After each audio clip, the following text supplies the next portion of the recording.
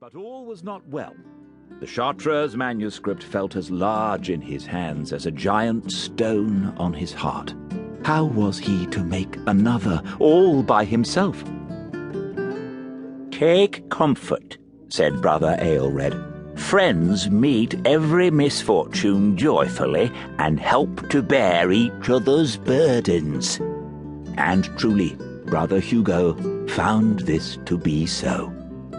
Brother Cadman gave him a fluffy sheepskin. Brother Bartholomew helped him stretch it on a frame and scrape it smooth with a sharp knife. When it was dry, they cut the skin into rectangles and folded them in half. Brother Hildebert helped him gather the parchment sheets and draw straight lines across them so his writing would not wander. Brother Martin gave him a goose feather to use for a pen. Brother Eadmer crushed up nut galls, and Brother Hugo soaked them in rainwater for 3 days. "Now," said Brother Eadmer, "add green vitriol and a dash of gum, and voila! Ink!" "Don't forget the red, the blue, and the gold," said Brother Anselm. Brother Jerome offered him a desk to write at and a penknife to scrape off mistakes. Thereafter, each day during Lent, Brother Hugo sat in the scriptorium writing out the book, letter by letter, line by line. His back ached with many a pain. The light was poor, his fingers froze, yet all these complaints would have been full easy to endure if it had not been for the snuffling. "Brother Hugo! Brother Hugo!" the other monks cried. "What can be the meaning of that noise? It is like the rumbling of a great stomach or the whooshing of a fierce wind." Brother Hugo knew right well the cause, and so he formed the letters all the faster, lest in his delay the bear might grow the hungrier. One day, Brother Hugo painted the last stroke of the last curlicue of the last picture on the last page of the book. Brother Ralph gave him a needle to sew all the gathered pages in place.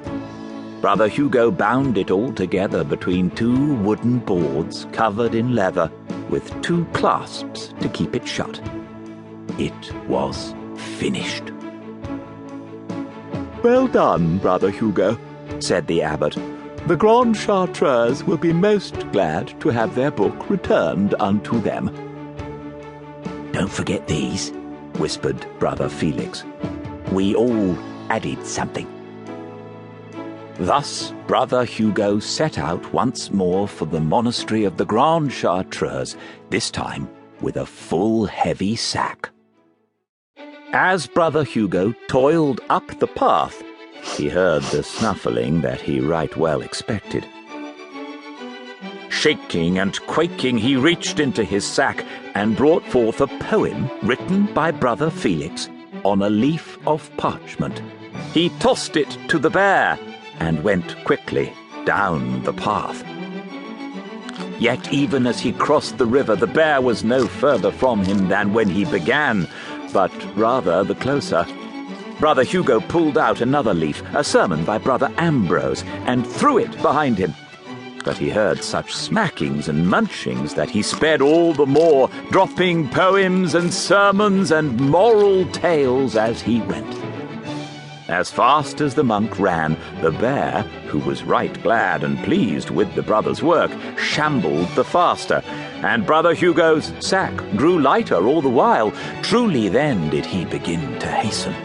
Faster and faster monk and bear raced through the Grand Chartreuse's fields and orchards and gardens and buildings, until, at the very doors of the great gate, Brother Hugo stopped. He pulled the last item out of his sack, the Grand Chartreuse's copy of the letters of St. Augustine, and with it he smote a great smiting upon the snout of the bear. But the bear, sniffing the fine parchment and ink, gave a great smile, as bears are wont to do,